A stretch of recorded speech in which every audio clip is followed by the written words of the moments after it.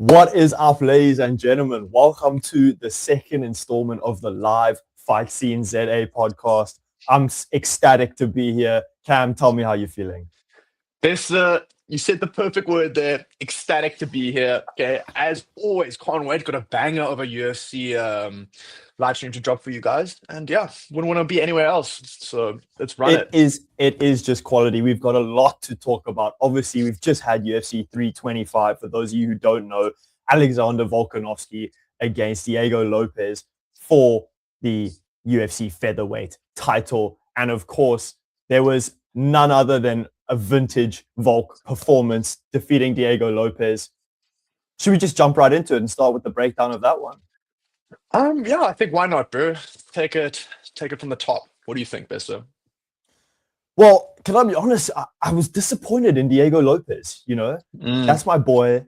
I really wanted him to win, and I just thought that his game plan coming into the fight was the same.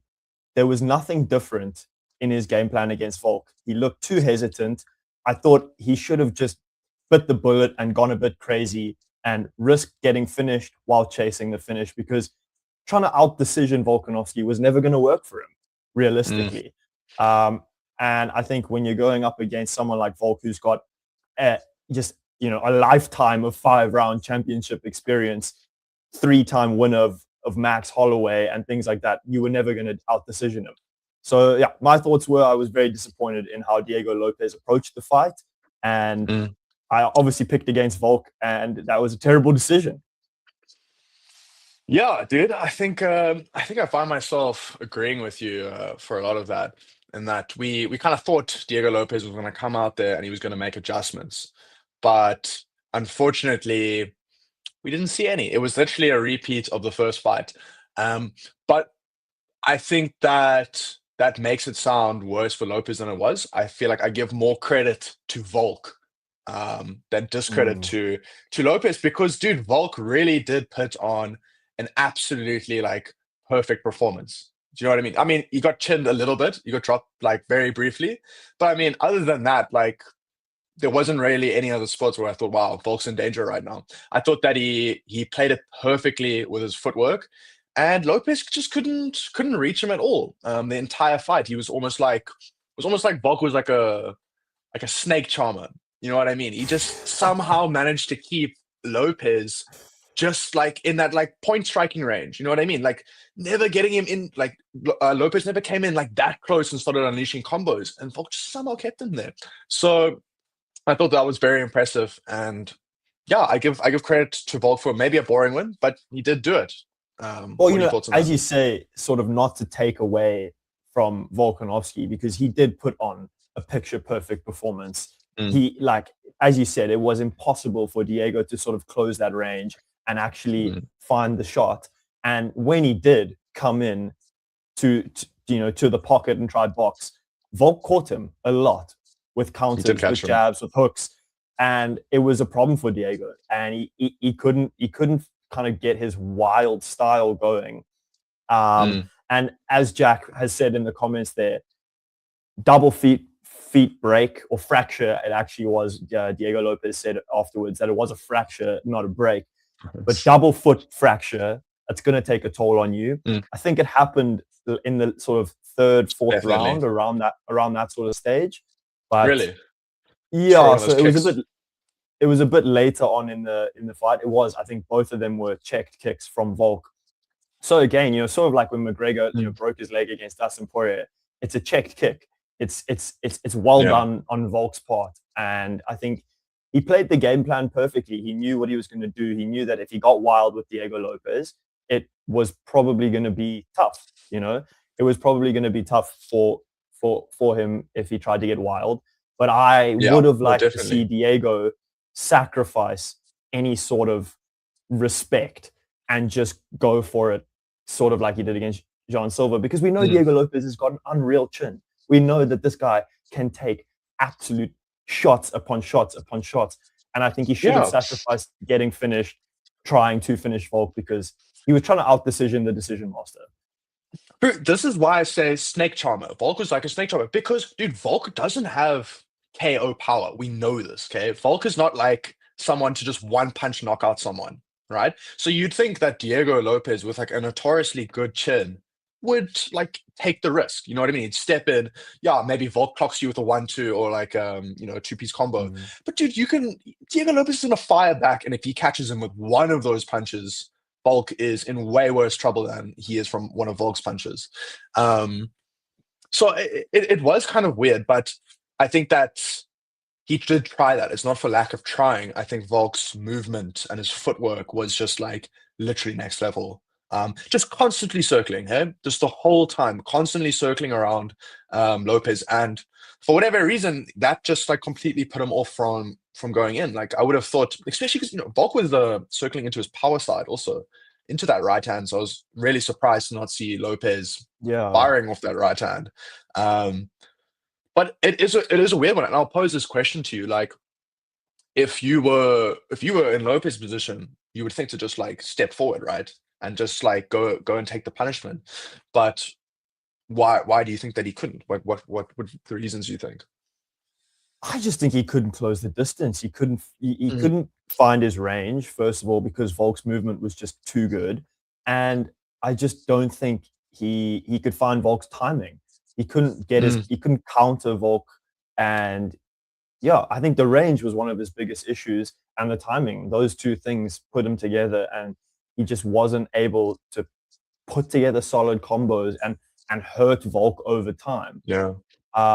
Because as much as Diego Lopes has a good chin, Volk also has a very good chin. His only losses have been to Topuria, who's the knockout king, obviously, and then Islam Makhachev on short notice. So really, it's just a matter of Volk being a crafty vet. He was just so good.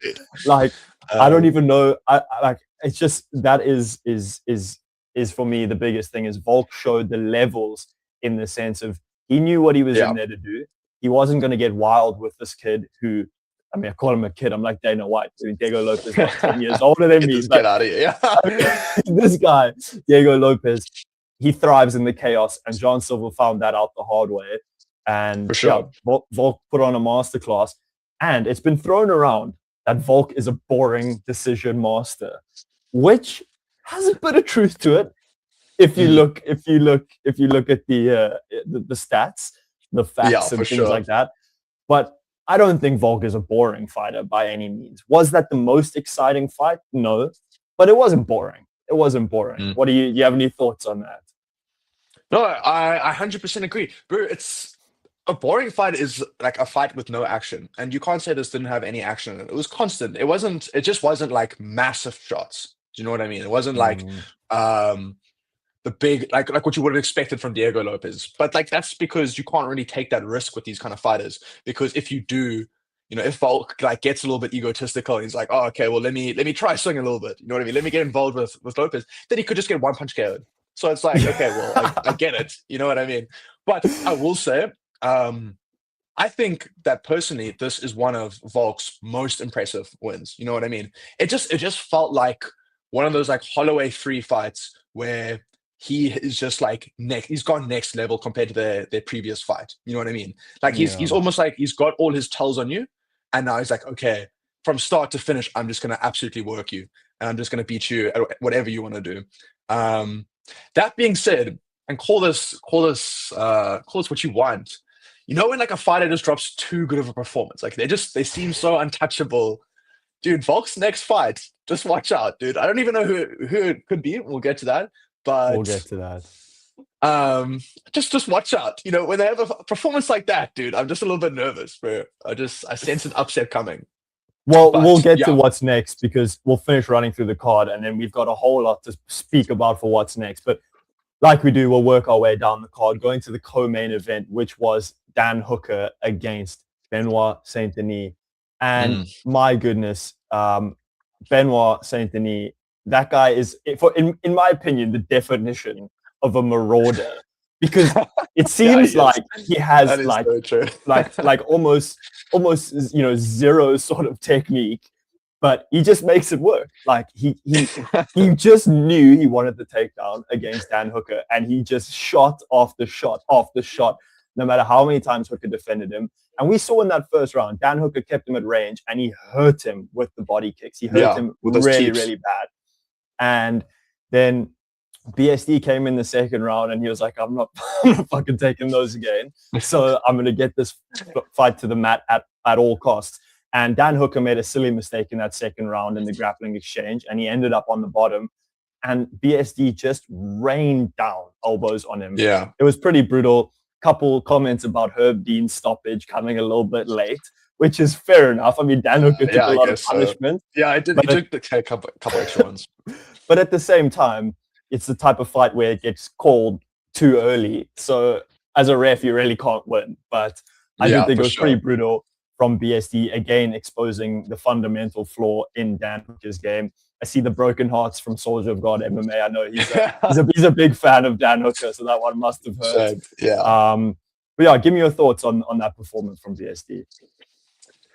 On the performance from BSD, I thought that, listen, BSD is interesting to watch. I'll say that much because, dude, I feel like a lot recently we've been seeing this thing where fighters are like just so committed to like imposing their will, right, on the other fighter. They're just like so like focused on like, this fight is only going this way and I'm gonna make 100% sure of that. And I felt like this was a good example of it. You know, we saw Gaethje Paddy. That was a bit of Gaethje just being like, all right, dude, I am gonna disregard everything you're gonna throw at me and I'm just gonna go in swinging.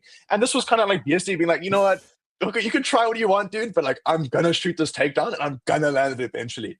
It's gonna come. Yeah, exactly. And eventually he did.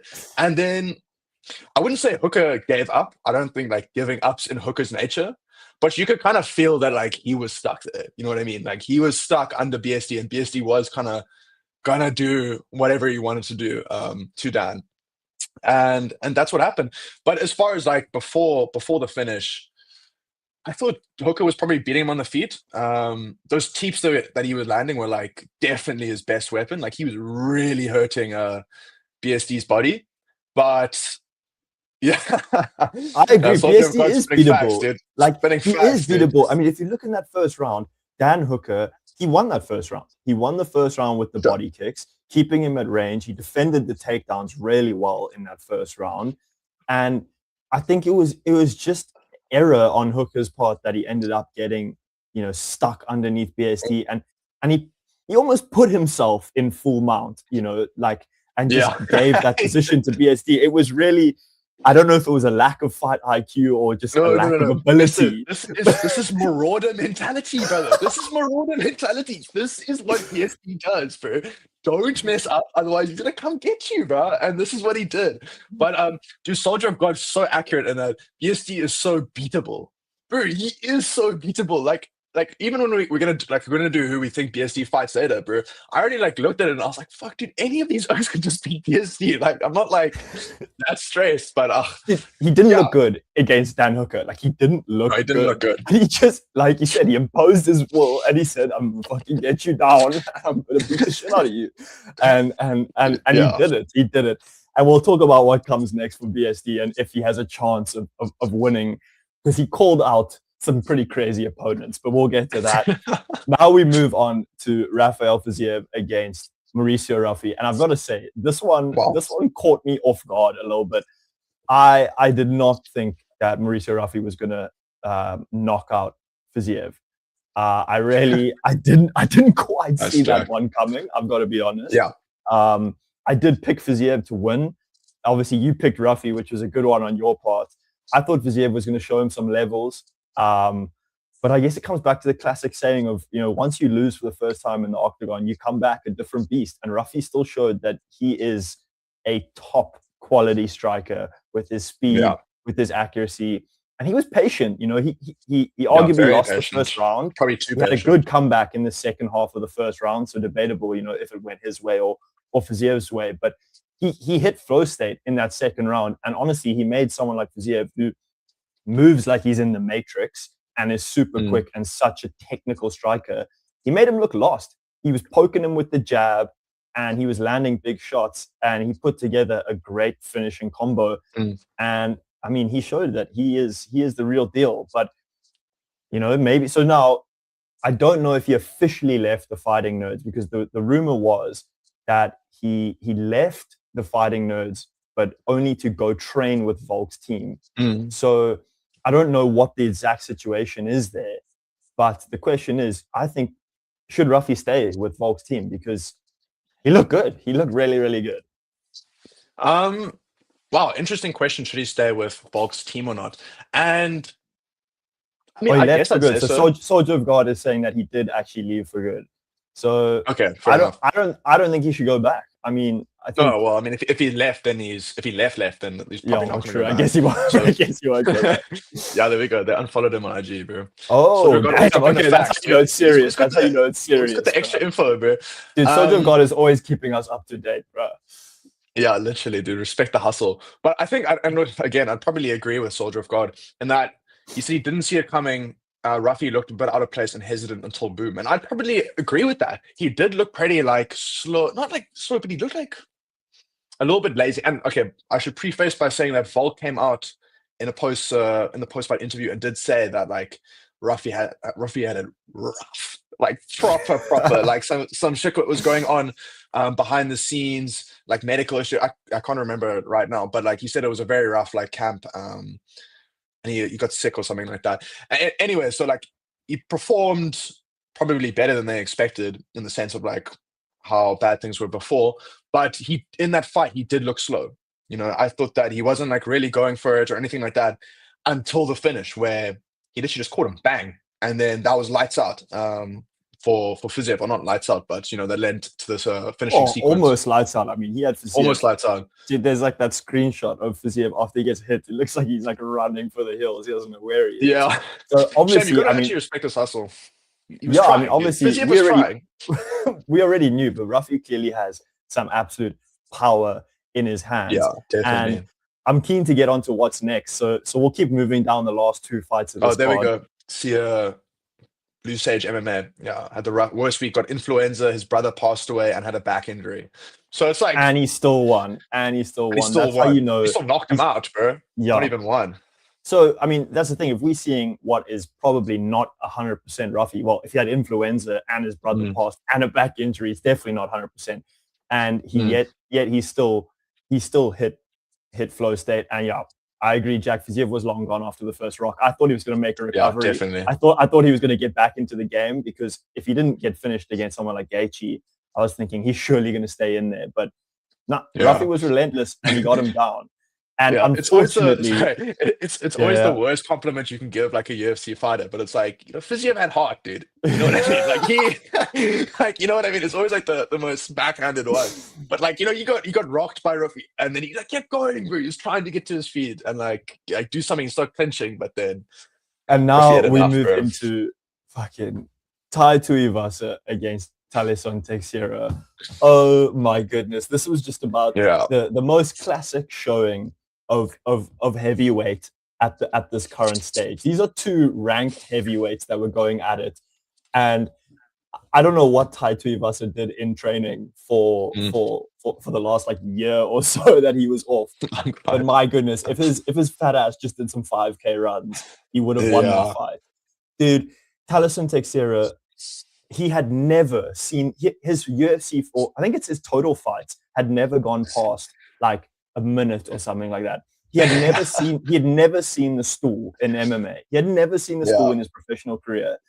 And knowing that, you've surely got to get a better gas tank as Tai Tuivasa, because you know, if you drag this guy to deeper waters, he's gonna fade. And he did. Yeah. In that third round, he looked like a zombie. He looked like he could barely stand. He looked like he didn't know where he was. But Tai Tuivasa was equally as gassed, that he kept clinching because he needed a break. But if he just had a little bit of a gas tank, he could have finished that fight. And it was tough to watch, honestly. Yeah, that was a tough watch, bro. I mean, off like the first round, you could just see like where this was going. You know what I mean? Like Tai Tuivasa like trying to get like a strong start, instantly taken down, instantly, bro. And that's when I was just like, all right, this is gonna be it.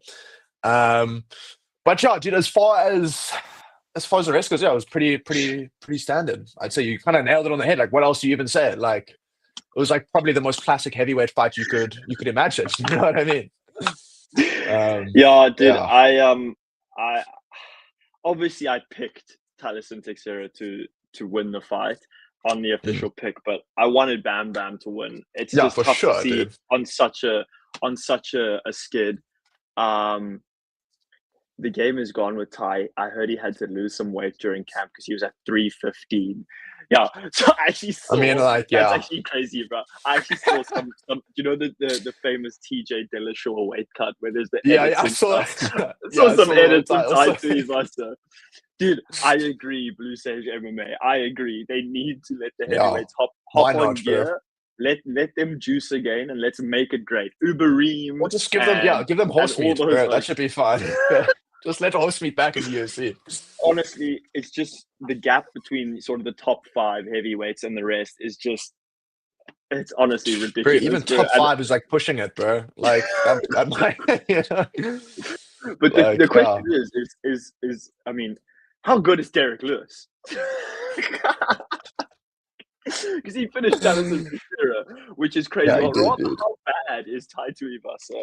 But I mean, conversation for another day as we move into our final fight of the main card, which was Quillan Solkild against Jamie Mullarkey. Now, as the headline says there, Solkild, the next big thing. I think so. I think this kid is a force to be reckoned with. He's shown multiple times now that he can wrestle and he can strike. He's got knockout power. He's got cardio. He's gone to the distance before with Ajmush or whatever his name is. Yeah. He is a force to be reckoned with. And he made light work of Jamie Mullarkey. He went in there, did his thing, ragdolled him to the ground and submitted him. And honestly, there's not much else to say because the fight didn't last very long. Yeah, I mean, interesting way he finished it though. Wasn't like your typical rear naked. I think it was actually a face crank, right? But like I just remember him face neck crank. He almost like had him just like weirdly positioned. It just wasn't like your typical position, which I found cool.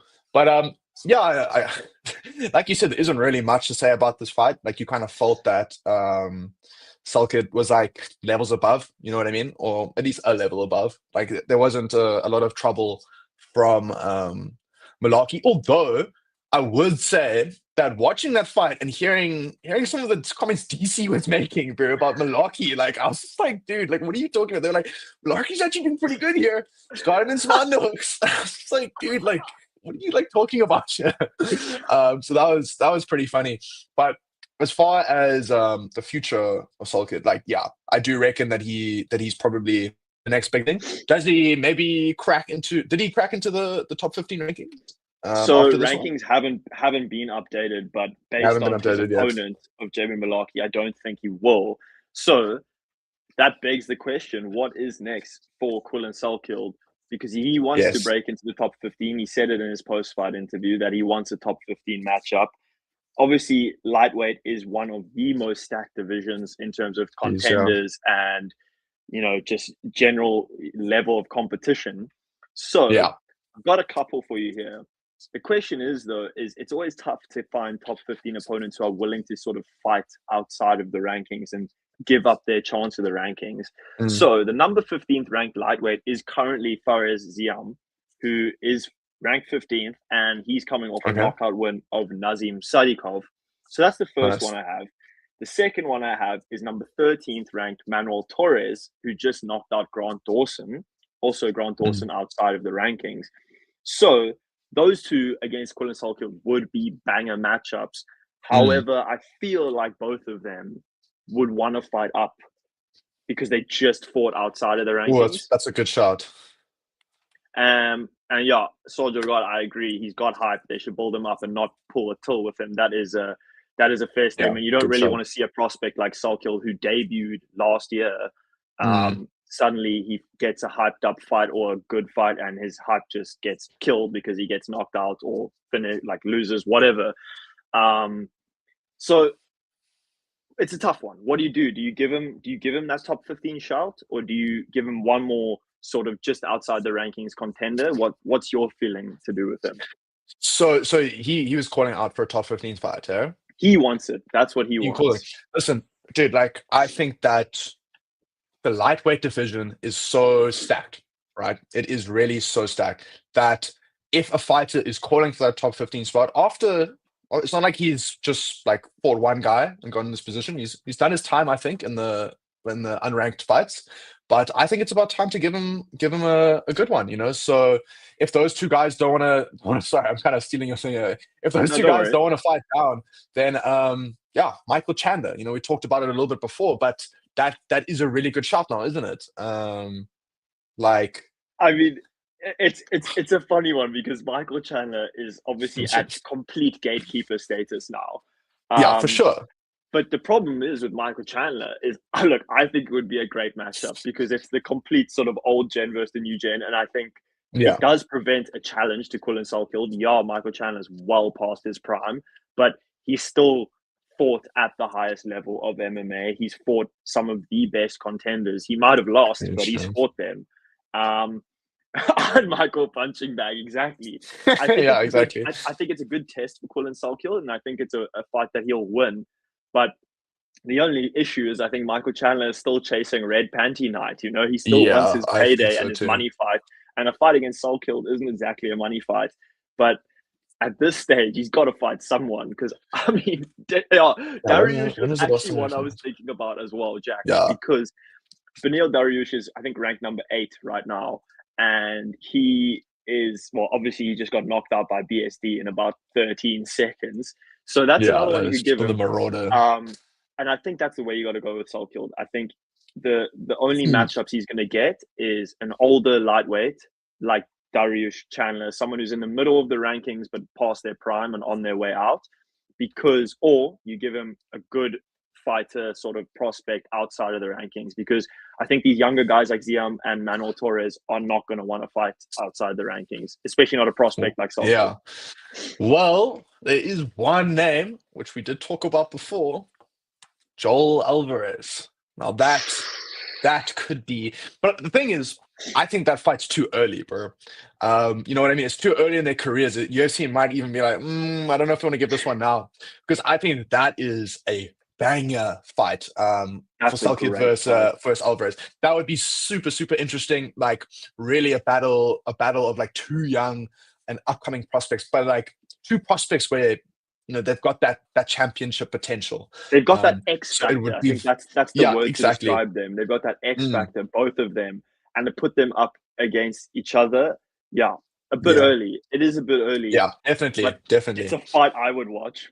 Like, and I definitely watch it would be very cool to watch. But in terms of what the UFC likes to do with building up these prospects and stuff, it's something where you've got to get them both into the rankings, and then you have that matchup, and then you have that matchup. But as far as the future goes, that's something. But so just something to say on that. Is it not crazy that the lightweight division is literally so stacked that we're talking about a fight between two unranked fighters as like a hype matchup that we both want to see? Like it's pretty scary to see how stacked that division is. Probably the most competitive division, if not welterweight. Well, exactly. And now we get into Mauricio Ruffy, the other winner, who's 14th ranked currently, but he just beat the number 9 ranked guy in Rafael Fiziev. So he's probably due a move up in the rankings when they get updated. I'm not sure he'll take the number 9 spot, but I'm sure he'll move up. So the question is, who the hell does he fight next? Because I was thinking someone like and there we have it. I was thinking, someone like Manny Moicano, who just had his fight on 326 against Ortega pulled. Well, Ortega pulled out. But then there's the rumor that I think it's Esteban Ribovic's potentially going to fall in. Nothing has been confirmed yet, but that is the potential. So say that goes ahead and you take Moicano out the picture. The only other matchups I've got personally left for Ruffy is the number 7th ranked Mateus Gamrot, who just got subbed by Charles Oliveira. And bold call, but Paddy the Batty. I mean, who does Paddy fight now that he's lost to Gaethje? You've got the BMF between Oliveira and Holloway, and you've got Arman, who's going to hold out for a title shot or move down. Who knows what he's going to do? But who does Ruffy fight next? What are your thoughts in the comments as well? I mean, I want to know what you guys have to say about that one too. But Toy, what do you reckon? For me, does this not sound pretty interesting? Ruffy versus Fiziev, and then you said who's for Paddy? Benoit versus Paddy Hooker grudge match from coming in from the Blue Sage MMA could be a good one. Unfortunately, I could be. I think don't know. I actually don't know. It's tough to say because they're super similar in their rankings. I mean, like, you know, and there's beef there also. Like, big time. Dude, I don't think that's a bad shot. I hate to say it, but I think Dan Hooker would get light work like for Paddy. Unfortunately, light work for Paddy. Yeah, but that's Hooker's thing, man. That's Hooker's thing. He's a fighter.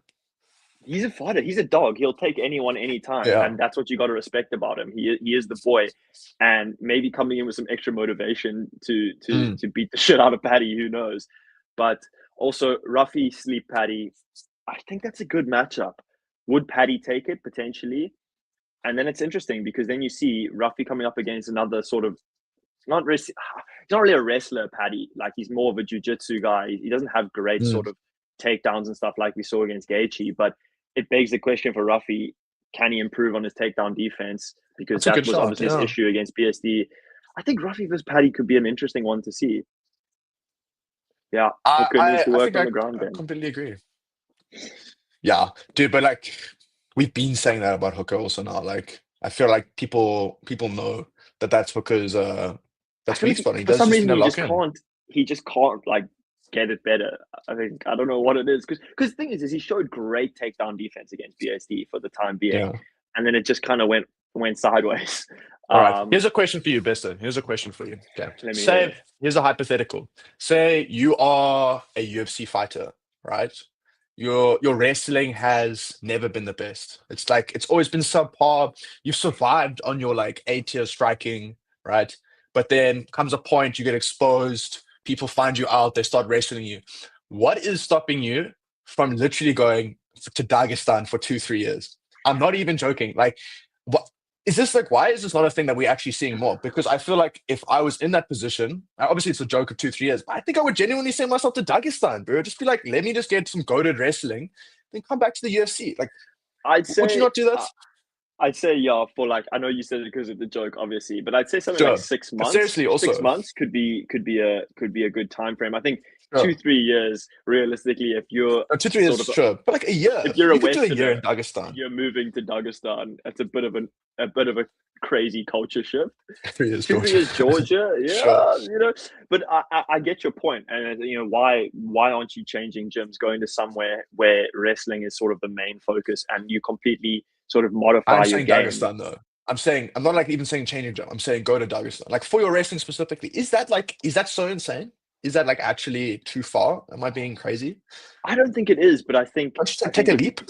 If you want to apply it to two different no chance for a year. Yeah, Jack's not going.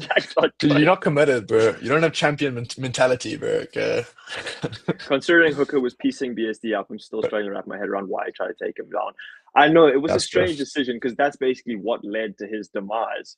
So at that point, you've got to question the fight IQ from Dan Hooker. But that was pretty insane.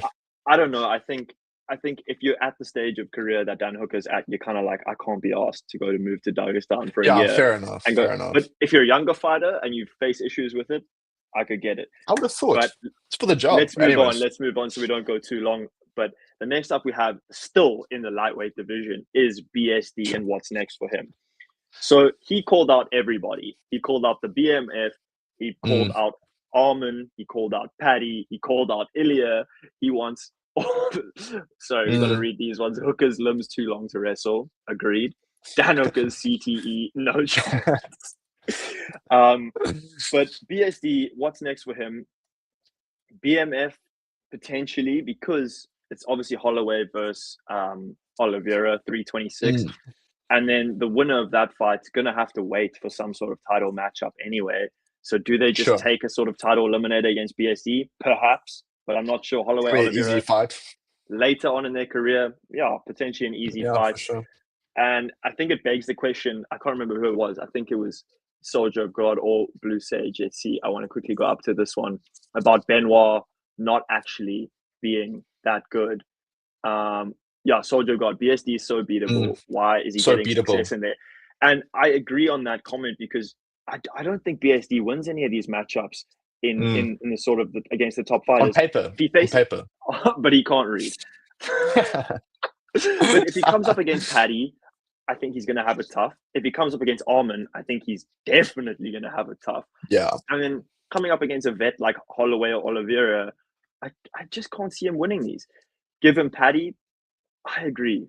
I think Paddy probably makes the most sense in this sense, a lot more than Ruffy. As much as Ruffy versus Paddy would be a cool matchup, in terms of what makes sense for guys in the rankings, BSD versus Paddy for me. What do you reckon? I think that fight is reasonable also. I mean, let's not act like Paddy, yeah, sure, like he fought decently against Gaethje, but let's not like pretend he's this like high skilled or okay, relative to what we've seen, let's not like pretend he's this like high ranking fighter, really. Like I think BSD Paddy is like a decent fight. I don't really see any of them like 100% winning that one. You know what I mean? But I will say this, okay? Dude, BSD for the BMF, if you know about BSD, then like it kind of makes sense, bro. I mean, this guy ex-army, it's a pretty bad motherfucker. Like getting him involved in the BMF. Maybe if he beats like someone like Paddy, but that could be an interesting little thing. Like I feel like BMF is probably where BSD caps out. You know what I mean? He's not getting belts. He's not getting championship belts. Like just says there, from Soldier of God, BSD might end up being the lightweight gatekeeper. The way the top 5 is looking, I agree. Like, I just can't see him being champ. Like, he's a marauder. He's fun to watch. And he's good. He is good, but I don't think he's championship level. He just isn't. Yeah, and like Blue Sage said, Holloway sleeps him. And I think Holloway does. Holloway probably does. The thing is, you could say this about anyone in the rankings. We would be sitting and be like, yeah, you're probably right. This guy probably does sleep BSD, or he probably does outpoint him or sub him or whatever. He's just he's a weird fighter to sort of try predict for and stuff, because he's really good, but he's unorthodox. And he's also like quite shit. He leaves his chin exposed. He just will shoot takedown until he gets it. And I don't know. I think him versus Paddy makes sense. It's a good test for BSD, and it's a good test for Paddy, because if he can't make light work of BSD, people are going to be like, well, is Paddy that good? And I agree. He's like DDP. I was also going to say this. I was initially agreeing. Yeah, I was agreeing in my head, because I thought about this like 2 seconds ago, but then I was also like, Dricus just hasn't really been like chinned like BSD has. You know what I mean? He hasn't been like absolutely decimated by Poirier. You know what I mean? Look at the Hamza fight, but like different vibes.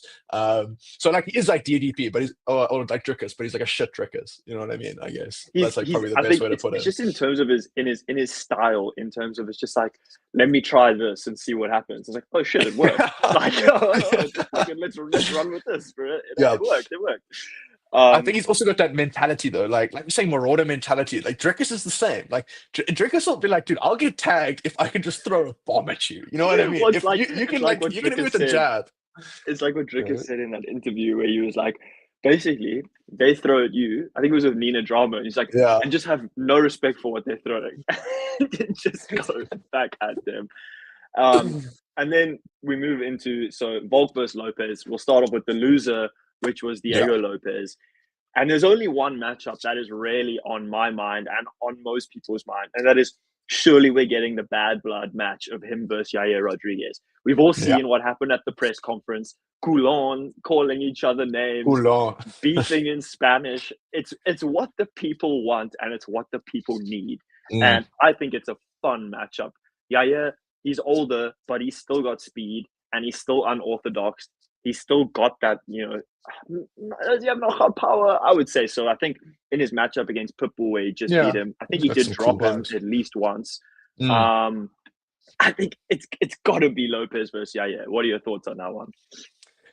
Dude, I think the UFC has shifted, bro, where hype makes fights, okay? Or maybe more so now than it did before. And this fight just got so much hype on it. Dude, I want to see a Coulon match, bro. I want to see that presser. I want to see them going crazy at each other. Like, it'll be, dude, let's just make sure they get subtitles this time so we can understand it. Yeah, what's going on. Yeah. But I think it's just a cool matchup. Everyone wants to see it. They probably want it. Like, why not? Let's get it going. I don't think there is really anything else that is interesting me more than that fight. And in terms of Volkanovski, if you haven't seen, which I'm sure you all have, breaking news, UFC London, Evloev versus Lerone Murphy has been confirmed as of about an hour or two ago. It's the main event. It's happening. Will the fight make it to the octagon? Different story. However, matchup and, of course, absolute title eliminator between these two. And the winner against Volk is what makes the most sense. It just does. How do you see this fight going between Lerone Murphy and Evloev? Dude, I'm really unsure about this one. Like, this one has the shapings to be a bit of a banger. Lerone Murphy coming off that big win, right? His last one was that spinning the knockout of KO. Yeah. Obviously coming off that one, like, looking to be in really good form. Obviously, been said that he was a decision machine in the past, but he got that one at least. Versus Evloev, and we've seen that he's a bit of a gangster. He knows what's up. He can definitely hold his own. Murphy by murder, I'd hope so. Yeah, hopefully. I mean, he's been touted for that belt for so long now. Like, being said that he's the next one. But whereas this finally feels like the last fight before he fights for that title. So yeah, it's an interesting one. I probably do have Murphy, likely by decision, to be honest. Murphy by murder, it's optimistic, I'd say. But definitely by decision. It's interesting because just to reply to some of the comments quickly here, Luke Riley as the co-main. While that is an epic fight because Luke Riley is, he's a flippin' exciting fighter, but coming up against Michael Aswell Jr. as my co-main event, UFC London, I'm a bit like that's sort of a prelim. My guy. That's sort of a prelim headliner, maybe an early main card fight because it is a banger. But Luke Riley's had one fight in the UFC. Then you've got Michael Venom Page coming down to welterweight to fight Sam Patterson, which is also a cool matchup, but I have no idea why MVP's gone from a ranked middleweight to going down to welterweight. I think at this stage he's just taking the piss. He's past his he's just taking fights, bro. He's just past his prime, but he's still a flipping really good fighter. So the decision I don't really understand. And someone like Sam Patterson, who's I don't even know how to describe Sam Patterson because I didn't think he was that good, but he kind of just keeps finishing people. So interesting matchup. In terms of the card overall, very interesting. The other fights on that is Ivo Baraniewski against Austin Lane, light heavyweight bout, weird one. Roman Delidze against CLB, pretty decent fight, but I think CLB makes light work of him. And then Curtis Campbell versus Danny Silva. I mean, I don't even know what that is. Riley, a massive star in the UK. I agree. That is probably the reason he's got the co-main. He is a huge star, obviously from his. I'm trying to think. Does make sense. Cage Warriors. That's the one from his Cage Warriors days. He's a huge, British man, and MVP. Interesting stuff. Good fight for him. I think it favors him big time against Sam Patterson. But definitely. Last thing to talk about for this is Arman Tsarukyan talking some smack that he's going down to 145. Who are the first two guys on the main card? I agree with that. First of all, just very random. But Arman going down to 145. I feel like it's a bit of talk. Happening? I feel like it's all talk. I mean, that Topuria fight is really like around the corner, although it is going to Gaethje. Dude, first of all, Arman's massive, bro. Like, how the fuck is he gonna cut to 145? Like, that's pretty beyond me. That's his thing. He's quite short, but he's pretty heavy. Big guy. Yeah. So I think it's bullshit, to be honest. I don't think he'll actually do it. I think that he's gonna stay lightweight. I think he's just trying to talk. I mean, have you noticed recently, like, Arman Tsarukyan has been in my feed a lot recently. A lot. Like, he's doing a lot of publicities. Big media tour. He's doing Nina Drama. I mean, dude, I've seen like 5 different videos with him and Nina Drama now, which is like pretty crazy. All of them floating, by the way. It's just like Arman dropping game, and I'm just like, whatever. But it's like all this kind of stuff. He's making a big like push for his name. I think he realizes that like hype is everything in the UFC. So now he's putting a big thing on it. So like him saying that he's going to featherweight, it's just talk, bro. It's just talk. It's just trying to get people on his name. Like, oh shit, he's going to featherweight. Like, what does that mean now? Like, oh my God, so you can versus Volk. Is that a possibility? You know what I'm saying? Even though it probably isn't. Yeah. Well, because Arman he's probably moving into the exact same situation if he goes to featherweight, isn't it? Because we have Murphy versus Evloev that's the title eliminator, right? Yeah. And we have Gaethje versus Topuria already, like pretty like set and to Volk happen will now. take a layoff anyway after this fight. So it just puts him in featherweight limbo rather than lightweight limbo. Like exactly. So now he just has to cut more. He just has to make it like harder for himself. So I doubt it. Yeah, what do you think? As you said, and what Blue Sage and Sojo God are saying, they just don't reckon he'll make the weight. And I don't think I thought maybe big, bro. Way too big. He could, but he's a stocky dude. Is he 5'7" or 5'8", something like that? I think. I just don't know why. But he's I have a feeling he has a fight at featherweight, doesn't he? Oh my crazy. Well, while you search that up, what I was going to say was maybe Arman is doing it to put some pressure on the UFC in the lightweight division, kind of being like, oh, well, if you guys don't want to give me a title shot at lightweight, I'm going to go down to featherweight. But at the same time, I don't think Dana really gives a shit I'm talking cap. Oh, you're talking some rubbish. Yeah, I saw that. But yeah, I think Arman's maybe just trying to play some mind games with the matchmaking and stuff. But realistically, is he going down to featherweight? Probably not, because like you said again, puts him in the same position he's already in.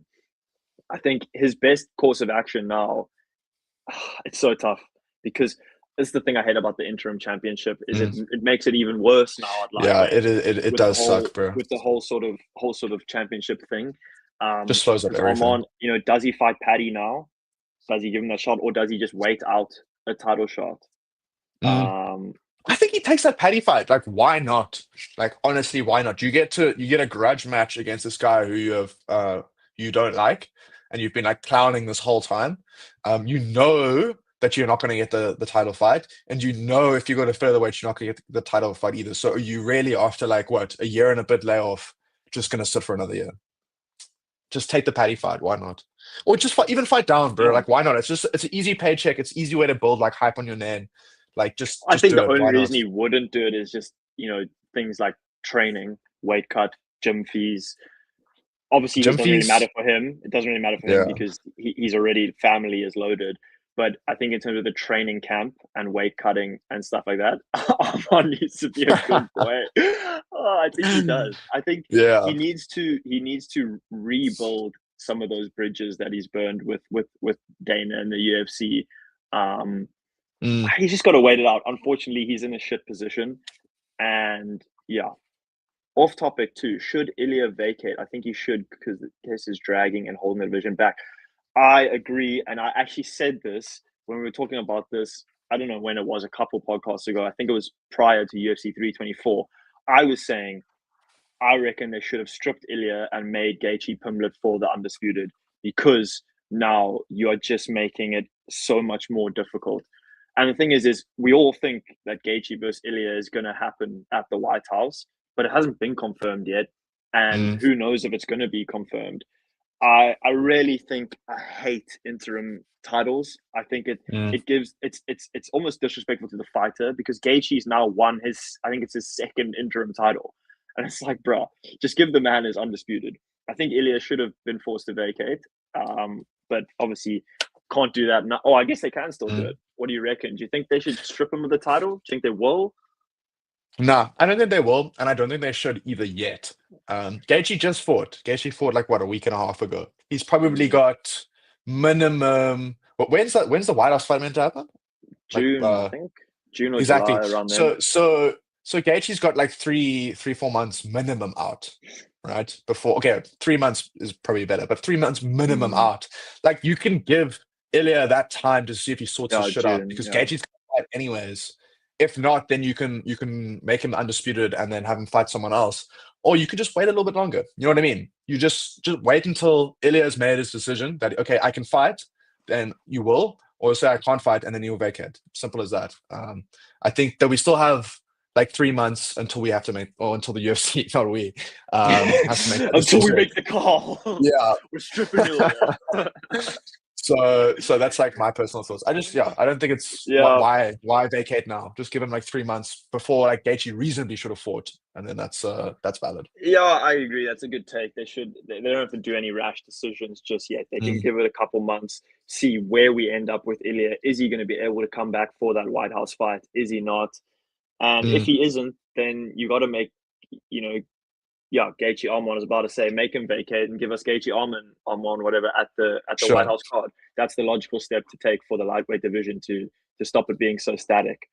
But I think that just about wraps it up. That was quite quality to speak about. I mean, lots to talk about. And as always, thank you to our regulars in the comments for showing up. Yeah, really, guys. And giving who they're going to match Conor up with. McGregor ain't coming back. I'm sorry to say, dude. It's gonna be me. It's gonna be me. Just guys, keep on the down low. Oh, actually, you heard it here first, guys. I'm fighting Conor McGregor at the White House. Just whatever. Okay, it's out now. It's out now. Okay. No, really. But thanks to everyone. Like we've been recording videos this whole time, but I think I can say for both of us that it's so much more fun with people in the comments, that like we can really like talk to them or talk to you guys and just like have fun. It's way better for us. So thanks for watching, because without you guys, this is nothing. Exactly. We appreciate the locals making their way into they say Conor by decision from Jack. Chris putting Dude, that's insanity. Yeah, of course. But we really appreciate you guys' support, and it's so fun to kind of be interactive while doing this. So we're going to keep doing it this way, and hopefully as time goes on, slowly build a few more viewers and whatnot. But it's always fun. It's always great. Cam, always great to have you here. We'll be back next week. We didn't even talk about next week's card because that's how shocking it is, to be honest. It is Mario Bautista against Vinicius Lockdog Oliveira, which is going to be an interesting one. But look out for the picks. They'll drop on Friday or Saturday. See if the boys can lock in this week. You guys should learn now. You guys should know now who to follow in the picks. The other guys, they don't know what's up. Thank you. Thank you again, Soldier Rod. Thank you, Blue Sage, Chris, Jack, Christopher Forbes, 2267. I'm sorry, Jack Case 5803. The boys. Appreciate you guys. Good. And we will see more than you you guys would believe. Thank you again. Great to chat, my boy, and we will see you all next week. Cheers, boys.